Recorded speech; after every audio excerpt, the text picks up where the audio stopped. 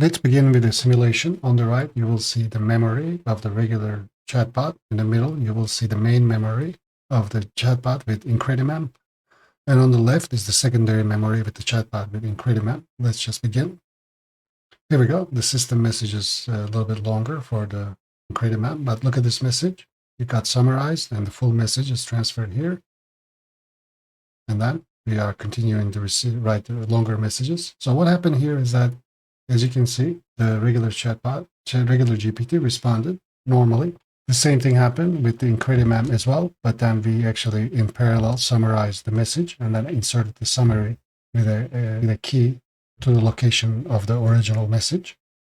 Here we go. We received another message and we got it summarized. This is the long message. You can look at the minimap. This entire message was summarized into this message right here with the index number of long message 1. So this shorter version of the memory is what we are using to make our API calls and calling this long messages whenever we need them. And GPT decides when to do that. Here we go. The regular chatbot received this long message, right? Long response from GPT. And it's just accumulating and the token size is growing. We are about to receive another long message from GPT. It's about to be concluded. Here we go. Look what happens. We automatically summarized it and inserted here. And then we are asking to tell us a joke, another one. And then we are asking, are there any for loops in the chatbot class? And as you can see here, we actually retrieved, GPT decided to retrieve the long message 1 and then answering with the full message and then dropping the full message from its memory. And finally, we were asking what is the full pseudo class for DB. This is supposed to trigger another, see, it called long message 2. Inserted the full message, take a look at it. And once it answers, it will actually drop this message out of the message history. So it's answering your questions with the appropriate long messages whenever it needs, and then dropping them out to keep the token count short. We'll just wait for it to conclude its response.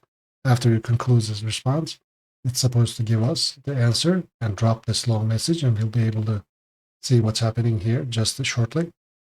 Okay, as you can see, we have received our response and we dropped the old message. And not only that, we actually got the answer summarized as well. But in all the meantime, we are receiving the full messages. See, this is the actual message we have retrieved twice from the memory. At the same time, our entire memory is much shorter. Just look at the minimap in comparison. This is the standard chatbot's memory, and this is the Incredi-Mem's memory, because Incredi-Mem has a secondary memory.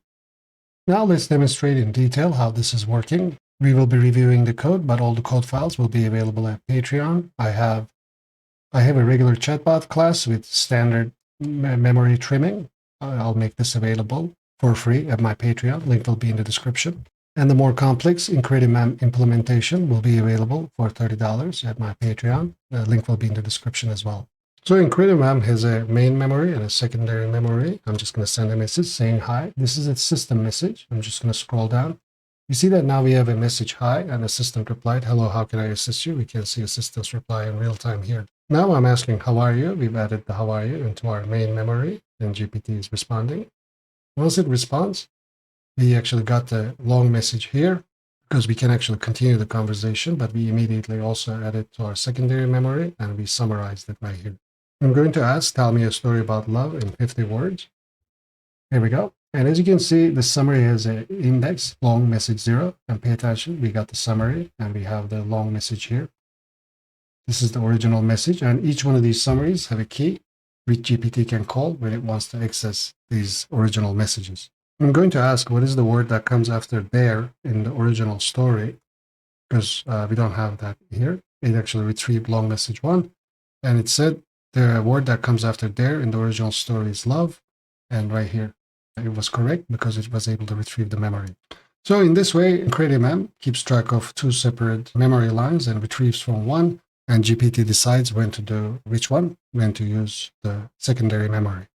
So I'll explain it with a diagram. We have a main memory, just like we do with ChatGPT, the messages list, right?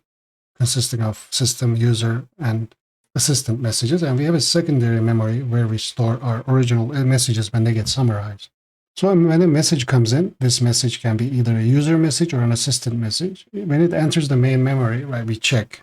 If this message is larger than a certain word count, then we're going to send it to secondary memory. But if it's not, it remains in here. Let's just say this message wasn't larger than just like hi or something simple like how are you, and it remains in our main memory without being summarized. But another message comes in, and let's say this is larger than our limit. Then we insert this into our main memory and we make a call. So we get a response from GPT with the full message.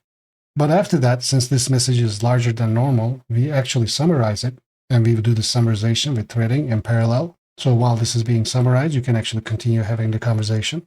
So it's not a blocking operation. So we in parallel summarize this message, okay? And then we get a summary, and we generate a key for this so that we can identify, we can match the message to the summary, the original message, and then we attach that to both the summary and the message. Then we insert our full message into our secondary memory and the summary with the key into our main memory. And while we are summarizing actually the message, we generate a summary index and attach it to it while it's being summarized, so that if another message comes in while this is being summarized, we know the exact index to replace this message with the summary with, right? So that we know exactly which message needs to be replaced in the main memory. So at some point in time, if a message comes in which requires GPT to refer to the full messages here, then it attempts to return the key. And with this key, we retrieve the full message and we insert it into GPT's memory temporarily. We get a response. And after we get a response, we remove this. So GPT's memory always stays clean and short. If you're enjoying my content, take a look at my website, echohive.live. Here you can find all my videos. I mean, I have over 200 covering everything from LangChain to Llama Index to to building full stack web apps. Just whatever content you're looking for, just go to echohive.live and search to see if I made a video about it. And you can read the descriptions here. And if you're a patron, you can simply just click on the download code and download it from Patreon. Also, check out my new app called Askaipeople.com. Here you can actually run polls for anything you're looking for. Just enter your question and your options, and AI people will vote for it, and you'll get a result in the end and a summary of why AI people have voted the way they did. So it's very cool. You can try it. It's completely free for the time being. It's askaipeople.com. I'll put a link in the description. So to better understand this, let's take a look at the simpler implementation of a chatbot with just a max word limit to its entire memory. So this is just trims messages as it grows over, for example, in this case, 12,000 words. I created a nice class for it, which I'm importing from tools. So this class has some nice methods. It has a main memory, which is an add message method, get message method, and trim memory method. So this actually, we call this method at the end of every interaction to trim the messages. And we have a save to file, so we can actually observe its memory. And we have the chatbot class, which just essentially makes calls to GPT. Like I said, these two files will be available at Patreon for free. Link is in the description. Feel free to grab it, modify it. It's just a nice organized class. So that being said, look at Incredi-Mem. I just renamed it to Incredi-Mem main and tools. It runs the same way. It runs the chat loop, and by calling and instantiating the chatbot class from the tools. So this was a lot of fun for me. I will be doing more experimentations like this, but let's see what this looks like. So we have a main memory class, the secondary memory class, and a chatbot class. The main memory has in some initializations and has a add message method, get messages method, and save messages to file. Similarly, second memory has a get message and save message, but also has store long messages. This is how we are going to store it in a secondary memory. And the chatbot is the chat main, which is our main chat loop. And we have another GPT call called generate response with full message. This is when we have to retrieve from the secondary memory and generate response. And we have another GPT call called generate summary. So secondary memory's store long messages function generates a key for it, key for the original message and for the summary. And this is the essential part. This is how we keep track of the relationship between the summaries and the actual messages, and between the main memory and the secondary memory. The get message method and save messages are pretty standard. Now the real crux of the issue happens at add message method of main memory. Here we have a full message flag, which is important. This happens because as we are receiving messages into the main memory, and if they are beyond our limit, we want them to summarize, right? But not when we retrieve the original messages from the secondary memory. because we already have summaries for it. When we do this, we set that key to true so we don't trigger summarization for the original messages which we have already summarized. Other than that, we check for the length. We save the original message and we get the key for it. And we set the original message in the main memory to true, in the summary indices, so that we can actually later replace it with its summary with this using this index. And we have this handle summary method, which is a callback function for the generate summary, which is a GPT call.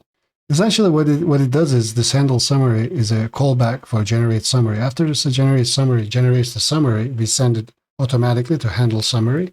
And then it just formats it in a nice way, as you have seen. It just says this is the summary and this is the key. And then it checks the summary index of this message and it inserts it at that location in the main memory and then deletes that summary index because we're done with it and then just saves it to file. So this is a method, and when we actually call generate summary, eventually we actually call handle summary as well. Maybe let's take a look at that next. So in generate summary, as you can see, we just make a regular call to GPT. And we get our summary, and then we do a callback summary. And the handle summary is a callback right here, right? That's why we're saying callback.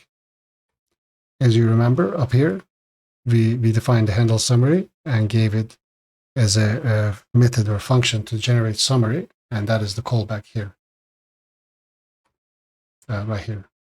So this is all it does. We call the generate summary, and then after we receive the summary, then we call the callback, which is handle summary. We format it in a nice way, insert it into the appropriate index location, which we have kept track of in summary indices, and then delete that index in the summary indices dictionary. And then we have the generate responses with full message, which is just a method which makes a call, gets the response. Because we have actually modified our messages history appropriately in other places in the code, all we have to do is just make a call with our current memory at that time. This will include our system message and all the necessary messages, including the user question query, whether the message, if we have retrieved it from the secondary memory and all of that. So this will just generate a message in the cases when GPT actually called a key to retrieve from the secondary memory. If we just take a look at this. For example, if GPT responded with long message 0, then we retrieve this and add it to our messages, our main memory. Okay, so then our main memory would be ready. So then all we have to do is just make another call with that memory, which we have defined, right, which we are indicating right here. Okay, and then we have our main. We take user input and then add it to our messages, and then we call the chat model with our messages list. This is the main memory, right? And then we get a response. Now here we check if long message is in response. If that's the case, we print retrieving from secondary memory. We do some string operation to make sure that we actually get the key right? We do want to say which long message, because the reason is I'm doing this just in case if GPT actually returns, oh, here is the key and then long message or something like that. We're not using any JSON mode or function calling. I just instructed GPT to only return the key, but just in case if it returns any other way, as long as it returns the key like this, we can actually find it using string methods and whatnot, and then actually get the key. And then we formulate a message like this. Here's the full message for the key you requested. Now do your best to respond to the user, and we retrieve that key, that message from our secondary memory. And once we do that, then we have our full message. And then we add that to our memory, and then we actually just call the generate response with full message. And since we have added this message to our memory, we should hopefully get the desired response. So this is it. This is how it works. Like I said, this will be available at Patreon. We'll run it again now to actually play around with it. This was quite a lot of fun. I hope you found it helpful. I'll actually try to improve it and make a live stream about it too. So this doesn't work perfectly every time. It can definitely use some improvements, but for what it's worth, I really like how it works, and I'm quite happy that I was able to put my idea into reality in this code. I also have another app called CodeHive Beta. At CodeHive Beta, you can find over 900 GPT-powered Python applications. The website is www.codehive.app. Make sure to put the W's in front of it. I'm yet to fix this issue with that. Anyway, when you're there, Just browse around and you can click on anything, and here is the code. You can simply just copy it, put it in your IDE and run it. There's also a really nice search feature. For example, if you're looking for travel related chat or something, chatbots or something like that, or math, you can just search. Also, you can download the entire all 900 plus code at my all over all the library from at my Patreon. It's currently for $100. Just click on this link. It'll take you to the shop and you can download it. You don't have to be a member. Also check out my GPT Masterclass. This is available to $30 members at Patreon. The GPT Everything GPT API course has quite a lot of projects in it. It explains OpenAI libraries basics. It explains parameters. Each file actually comes with code examples plus a video that explains it. And I also explain the new OpenAI library. For example, you can look at GPT Turbo Basics here. You can find how to make a regular call and then how to make a streaming call, how to deal with JSON mode, the seed parameter, and there's a video associated with it as well. I also have it for function calling, image generation, GPT vision, text-to-speech, and assistance. And I also have additional examples for Assistance API. I still have to make some videos for this, but if you become a patron, whenever I update this, you'll have access to it. I update this on a regular basis. Here are some examples with using DALL-E 3 and text-to-speech. So I have other examples for Everything Assistance API and Instructor and GPT Vision. So there's quite a lot there. Link will be in the description, but if you go to my app, you can just click on GPT Masterclass, or if you go to my website, echohive.live, it's here as well. It'll just take you right there. And when you're there, you see all those folders are here as zip files. And as I update it, I just keep putting them here as zip files. So let's run this again. I really enjoy playing around with this. Let's run it and actually bring up our memories. And this is our main memory. Let's clear these, because we're not actually using these. We actually hold the memory in memory of the computer. We don't use these files, right? These are just for information purposes. So let's say let's go ahead and say hi. And our system message is inserted, and we said hi, and the system responded. Currently, our max word limit per message is 15. So let's say, how are you? Usually, how are you triggers it because GPT responds with more words. Just pay attention. Look, we received the message, and look, and then we received the summary. As you can see, we were able to do this because we kept track of this message's index so that when the summary became available, we immediately replaced this original message, but we have the original message in the secondary memory. Now, let me, again, ask it, right? Something like, so I'm going to ask, please write a script which returns m many fib numbers and plots them. But as soon as I type here, I'm actually going to send another message that hi. So look what's going to happen. This is our message. Please write a script which returns m many fib numbers. As soon as this is done, just take a look at what's going to happen. We're going to receive this in memory, and we're going to immediately send the message hi, because I already sent it. The terminal. Okay, see, we got this message, and our other message hi is here. And then we got the summary. So the point of this exercise was that we sent a message and we were receiving a long message, okay? And then we said hi. So while this long message was being summarized, we actually were able to process the hi message, just to show. So this whole threading situation is actually non-blocking. That's why it's pretty incredible. That's why I called it Incredi-Mem.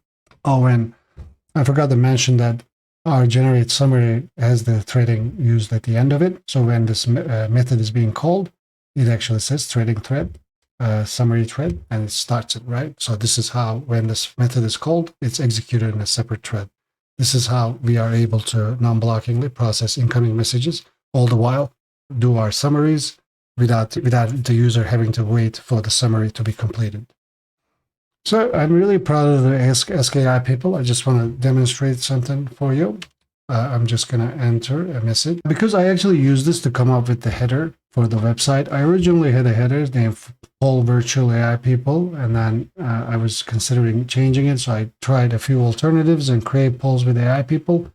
And I simply explained I built this Askaipeople, and generally explains what the website do, and I'm asking which title is best for this website. So when we actually click start poll, you can see that AI people is going to start voting. And here, actually, they all, in this case, it seems like they all voted for this one. And right after the poll, when the poll is done, we're going to get a summary explaining why they chose what they chose. It says it clearly communicates the purpose of the website, emphasize the interactive aspect. You can run this poll again. So I actually use this to modify the website. That's why I think this is a very useful tool. You can, choose to use it for any purpose.